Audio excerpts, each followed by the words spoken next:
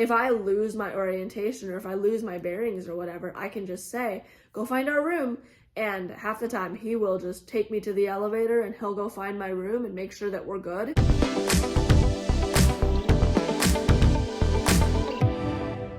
Hey guys, it's Hope. Welcome back to my YouTube channel, and today we are doing another episode of White Cane versus Guide Dog. And in today's episode, we are going to talk about the 7 cons or disadvantages of using a white cane. So let's jump right in. Con number 1. I find that people sometimes avoid me because I have the cane. I think people don't want to get in my way. They see it as a clear sign of blindness. And so they just kind of steer around me and tiptoe around me and make sure that they're not getting in my way or talking to me. And that's really difficult because I like having the interaction, and also I want to be treated like a normal person.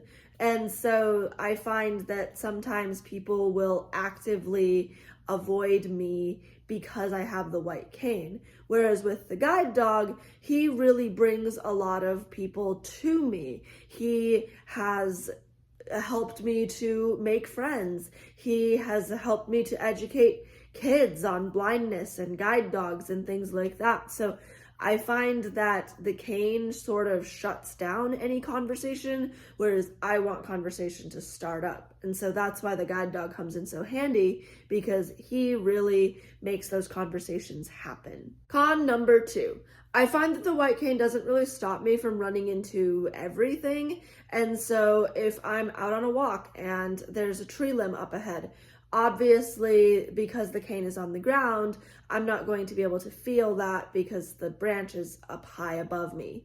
The other thing that I've found is that if I'm at an airport or in a line of some type and there are those guide ropes, you know what I mean? Those like line things that help to keep the line moving in a certain direction and guide you so you weave around and around and around.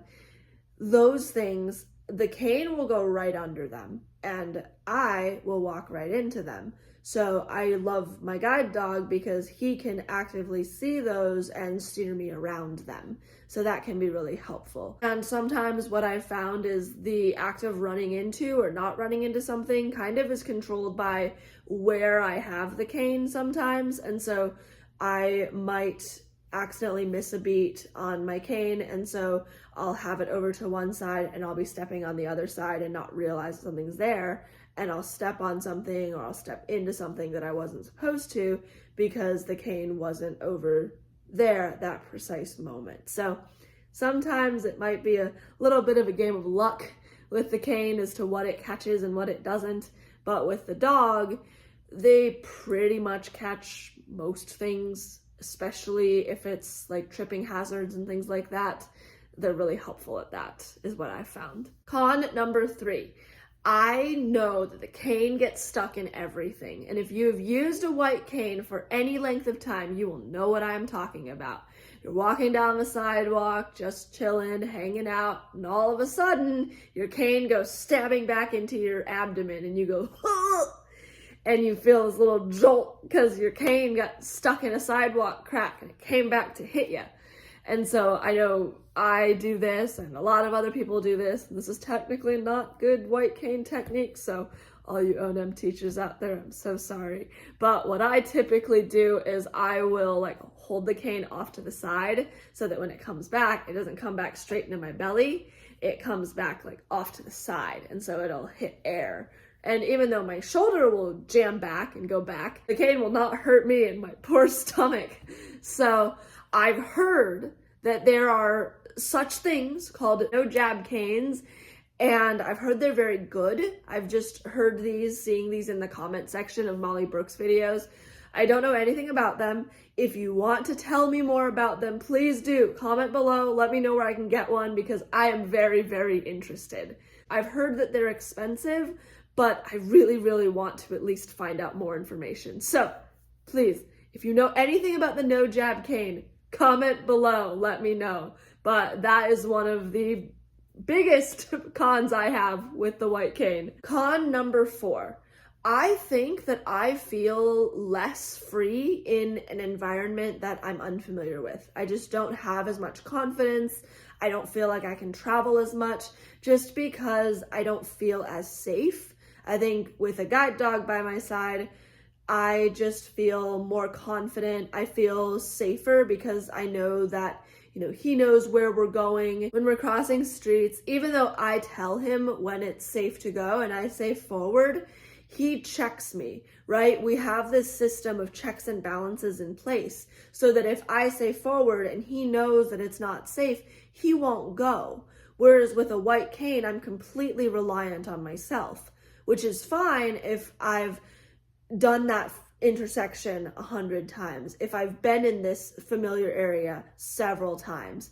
But when it comes to traveling in unfamiliar places, like if I go to visit family in another city, or we go to Florida for a trip or whatever, like anywhere that I go that I'm unfamiliar with, if I don't have the dog, I just don't feel as comfortable. And so I feel like I'm more restricted in what I can do independently. Sometimes I just feel less independent with the cane than I do with a dog, especially in an unfamiliar setting. Con number 5, I find that the cane is harder to use in non-sidewalk places like grass or gravel or things like that. I mean, the cane already gets stuck in almost every single sidewalk crack sometimes, but think about like using it in the grass. I'm like jabbing it through the grass and it's really hard to get through and it gets stuck and it's not really that useful. And sometimes I have to pick it up over stuff so that it can go through the grass or go through the gravel or whatever and not get stuck,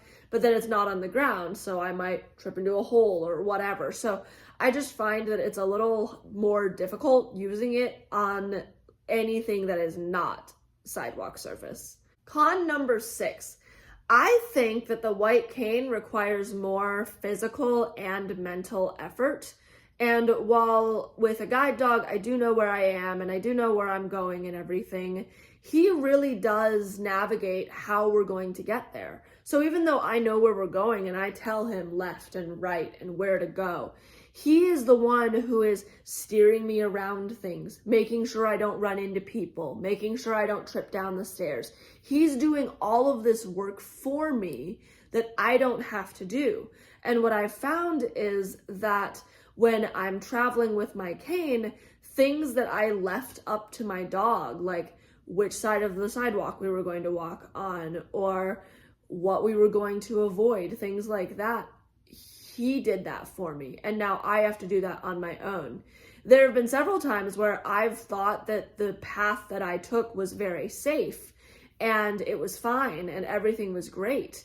And then when I walked it with my cane, I didn't know that there were some divots in the sidewalk, or I didn't know that there was uneven ground.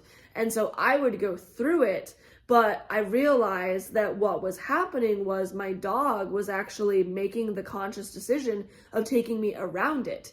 And so he would just automatically do that for me. So I never even knew that that part of the sidewalk was there.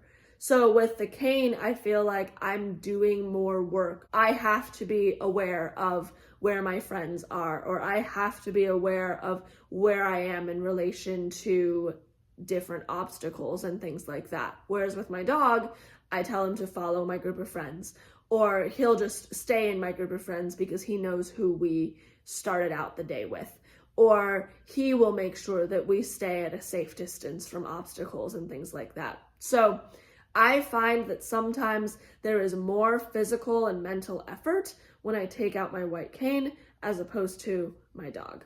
And con number 7, I find that orientation is harder. So if I lose my orientation or I don't remember exactly which way to go, it's really hard for me to figure that out with the cane. Whereas sometimes in an unfamiliar location, like a hotel or something, if I lose my orientation or if I lose my bearings or whatever, I can just say, go find our room. and half the time he will just take me to the elevator and he'll go find my room and make sure that we're good. And I really, really find that valuable. Whereas with a cane, I can't really do that. I have to rely on my own wits and senses to know exactly where I'm going and how I'm going to get there and things like that. So those are some cons of using the cane. I really hope that you enjoyed this video. I hope you learned something. Please like, share, and subscribe if you did. And also comment below on any questions or any thoughts that you have, as well as any ideas for any other videos that you would like to see. I hope that you have the best weekend, that you are able to relax and rest because you need it so badly. And I'll see you all in the next video. Until then, have a great day. Bye, guys.